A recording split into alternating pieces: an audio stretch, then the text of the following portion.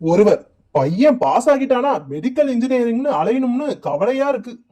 மற்றவர், எனக்கு அந்த கவலையே கிடையாது. ஒருவர், ஏன் சார் அட்மிஷன் ஈஸியா வாங்கிடுவீங்களா? மற்றவர், என் பையன் பாஸ் பண்ணவே மாட்டான். மக்கு, இந்த தெருவழியா மட்டும்தான் நான் போகவே மாட்டேன். யக்கு, ஏன் அப்படி? மக்கு, கடங்காரங்க யாரும் திடீர்னு எதிரே வந்து விட்டா ஒளிஞ்சிக்க இடமே இல்லையே. ரவி, சம்பளத்தை கூட்டி தர முதலாளி சம்மதிச்சிட்டார். ரகு, ஆஹா, ரொம்ப சந்தோஷம். ரவி, ஆனா ஒரு கண்டிஷன், சம்பளத்தை இனிமே 2 மாசத்துக்கு ஒரு தடவை தான் தருவாராம். குமார், ஐயோ ஐயோ, என் வீட்டை ஏன் இடிக்கிறீங்க?